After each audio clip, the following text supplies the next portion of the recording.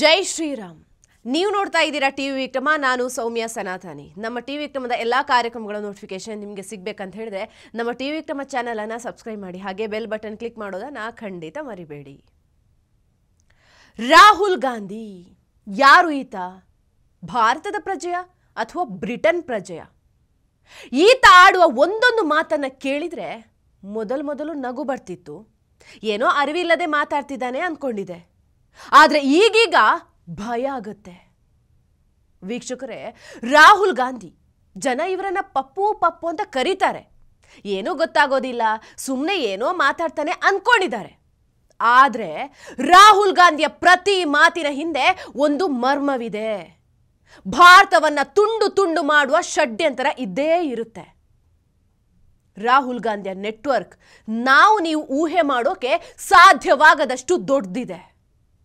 ದಿಢೀರಂತ ಭಾರತದಿಂದ ಮಾಯ ಆಗ್ತಾರೆ, ಬ್ರಿಟನ್, ಅರಬ್, ಇಟಲಿ ಹೀಗೆ ಇನ್ಯಾವುದೋ ದೇಶದಲ್ಲಿ ಕಾಣಿಸ್ಕೊಳ್ತಾರೆ. ತಿಂಗಳಿಗೊಂದು ಫಾರಿನ್ ಟ್ರಿಪ್. ಎಲ್ಲಿ, ಯಾರನ್ನ, ಯಾಕೆ ಮೀಟ್ ಆದರೂ ಗೊತ್ತೇ ಆಗೋದಿಲ್ಲ. ಅದ್ಯಾವುದೋ ದೇಶದಲ್ಲಿ ಕಾರ್ಯಕ್ರಮ ನಡೆಯುತ್ತೆ. ನೋಡಿದ್ರೆ ಆ ಕಾರ್ಯಕ್ರಮವನ್ನ ಭಾರತದ ವಿರೋಧಿಗಳು ಆಯೋಜನೆ ಮಾಡಿರ್ತಾರೆ. ಆ ಕಾರ್ಯಕ್ರಮದಲ್ಲಿ ಭಾರತವನ್ನ ಅವಮಾನಿಸಿ ಭಾಷಣ ಮಾಡಿ ಬರ್ತಾನೆ. ಇಡೀ ವಿಶ್ವ ಭಾರತದ ಕಡೆ ತಿರುಗಿ ನೋಡ್ತಿರ್ಬೇಕಾದ್ರೆ ಈತ ಮೋದಿ ವಿರುದ್ಧ, ಇಲ್ಲಿನ ಸರ್ಕಾರದ ವಿರುದ್ಧ, ಕೊನೆಗೆ ಸೇನೆಯ ವಿರುದ್ಧವೂ ಮಾತಾಡಿದ್ದಿದ್ದೆ. ಸರ್ಜಿಕಲ್ ಸ್ಟ್ರೈಕ್ ಮಾಡಿದ್ದಕ್ಕೆ ನಮ್ಮದೇ ಸೈನಿಕರಿಂದ ಸಾಕ್ಷ್ಯ ಕೇಳಿದಂತ ಹೇಳಿ ಇವನು. ಗಡಿಯಲ್ಲಿ ಚೀನಾ ಸೇನೆಯನ್ನ ಭಾರತೀಯ ಸೈನಿಕರು ಅಟ್ಟಾಡಿಸಿ ಹೊಡೆದ್ರೆ ಭಾರತೀಯ ಸೈನಿಕರನ್ನ ಚೀನಾ ಯೋಧರು ಹೊಡೆದ್ರು ಅಂತ ನಮ್ಮದೇ ಸೈನಿಕರ ಜಾಗತಿಕ ಮಟ್ಟದಲ್ಲಿ ಅವಮಾನಿಸ್ತಾನೆ. ರಾಮ ಮಂದಿರದ ಉದ್ಘಾಟನೆಯನ್ನ ಇಡೀ ಜಗತ್ತು ನಿಬ್ಬೆರಗಾಗಿ ನೋಡುತ್ತೆ. ಇದೊಂದು ಅತೃಪ್ತ ಮಾತ್ರ, ನಾನು ರಾಮ ಮಂದಿರಕ್ಕೆ ಹೋಗೋದಿಲ್ಲ, ಇದು ಶಾಸ್ತ್ರದ ವಿರುದ್ಧವಾಗಿದೆ ಅಂತ ಬೊಬ್ಬೆ ಹಾಕ್ತಾನೆ. ರಾಹುಲ್ ಗಾಂಧಿ ಮೊದಲು ಮೋದಿಯನ್ನ ದ್ವೇಷಿಸೋದಕ್ಕೆ ಶುರು ಮಾಡ್ಕೊಳ್ತಾನೆ. ಮೋದಿ ಯಾವಾಗ ಭಾರತೀಯ ಸೇನೆಯನ್ನ ಸ್ವತಂತ್ರವಾಗಿ ಬಿಟ್ಟು ಶಕ್ತಿ ತುಂಬಿದ್ರು ಆಗ ನಮ್ಮದೇ ಸೈನಿಕರನ್ನ ದ್ವೇಷಿಸೋದಕ್ಕೆ ಶುರು ಮಾಡ್ಕೊಳ್ತಾನೆ.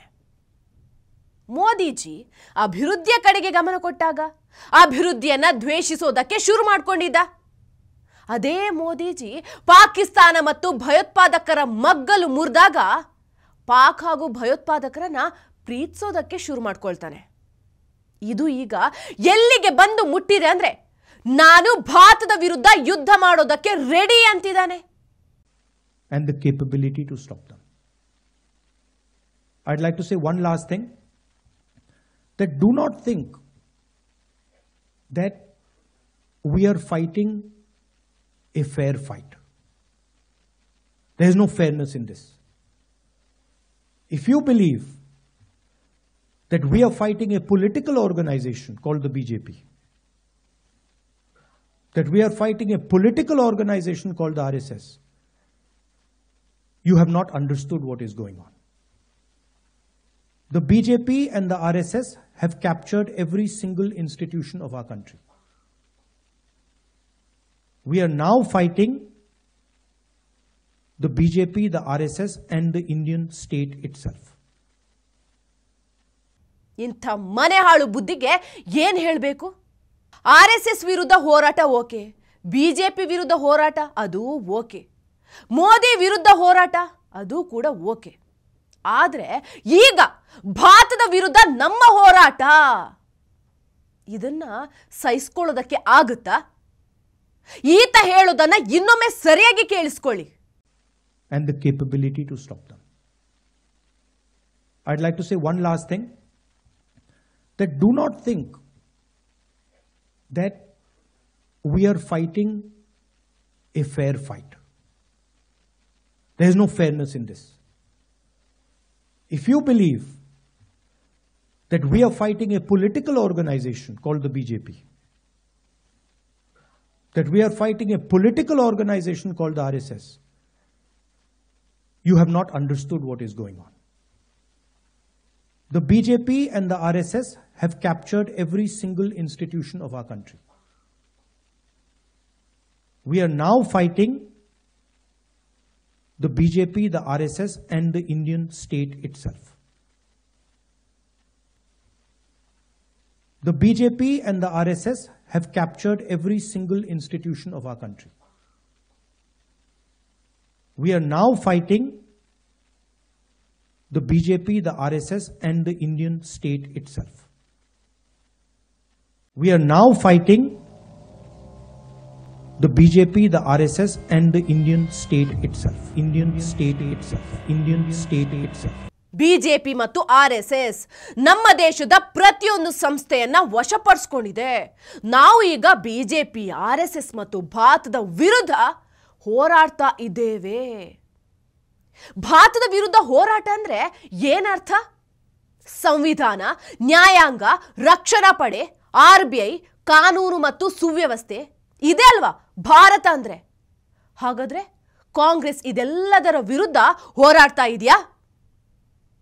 ಭಾರತದ ಸರ್ವೋಚ್ಚ ನ್ಯಾಯಾಲಯವನ್ನ ಬಿಜೆಪಿ ಮತ್ತು ಆರ್ಎಸ್ಎಸ್ ವಶಪಡಿಸಿಕೊಂಡಿದೆಯಾ? ಹಾಗಾದ್ರೆ ಇದು ಸಂವಿಧಾನಕ್ಕೆ, ಈ ದೇಶದ ಕಾನೂನಿಗೆ ಇವರು ಕೊಡುವ ಗೌರವವ? ಭಾರತೀಯ ಸೈನಿಕರು ಅಂದ್ರೆ ಅವರು ನಮ್ಮವರು, ಇಡೀ ದೇಶದ ಸೈನಿಕರು. ಬಿಜೆಪಿ ಹಾಗೂ ಆರ್ಎಸ್ಎಸ್ನ ಖಾಸಗಿ ಸೇನೆ ಅಲ್ಲ. ಮಿಸ್ಟರ್ ರಾಹುಲ್ ಗಾಂಧಿ ಹಾಗೂ ಕಾಂಗ್ರೆಸ್ ಹೋರಾಡ್ತಾ ಇರುವಂತಹ ಭಾರತ ಅಂದ್ರೆ ಈ ದೇಶದ ಪ್ರತಿ ನಾಗರಿಕ ಕೂಡ ಸೇರ್ಕೊಳ್ಳೋದಿಲ್ವಾ? ಹಾಗಾದ್ರೆ ಕಾಂಗ್ರೆಸ್ ನಮ್ಮ ಸ್ವಂತ ನಾಗರಿಕರ ವಿರುದ್ಧ ಹೋರಾಡೋಕೆ ಬಯಸ್ತಿದೆಯಾ? ಪದೇ ಪದೇ ಹೀಗೆ ಭಾರತದ ವಿರುದ್ಧ ಮಾತಾಡುವಂತಹ ರಾಹುಲ್ ಗಾಂಧಿಯ ವಿರುದ್ಧ ಮೊದಲು ದೂರು ದಾಖಲಾಗಬೇಕು. ಭಾರತದ ಸಾರ್ವಭೌಮತ್ವದ ಏಕತೆ ಮತ್ತು ಸಮಗ್ರತೆಗೆ ಅಪಾಯವನ್ನ ಉಂಟು ಮಾಡಿದಂಥ ಸಲುವಾಗಿ ಭಾರತೀಯ ನೀತಿ ಸಂಹಿತೆ ಸೆಕ್ಷನ್ 152 ಅಡಿಯಲ್ಲಿ ಪ್ರಕರಣ ದಾಖಲಿಸಬೇಕು. ಆಗ ಬುದ್ಧಿ ಬರುತ್ತೆ. ಎಂಥ ದುರಂತ ನೋಡಿ, ಇಡೀ ವಿಶ್ವ ಭಾರತದಲ್ಲಿ ನಡೀತಾ ಇರುವಂತಹ ಮಹಾ ಕುಂಭಮೇಳವನ್ನ ಕುತೂಹಲದಿಂದ ನೋಡ್ತಾ ಇದೆ. ಮುಸ್ಲಿಂ ದೇಶಗಳೇ ಕುಂಭಮೇಳವನ್ನ ಹೆಚ್ಚೆಚ್ಚು ಸರ್ಚ್ ಮಾಡ್ತಿದೆ. ಈವನ್ ನಮ್ಮ ಶತ್ರು ರಾಷ್ಟ್ರ ಪಾಕಿಸ್ತಾನ ಕೂಡ ಅತಿ ಹೆಚ್ಚು ಬಾರಿ ಮಹಾ ಕುಂಭಮೇಳವನ್ನ ಸರ್ಚ್ ಮಾಡಿ ನೋಡ್ತಿದೆ.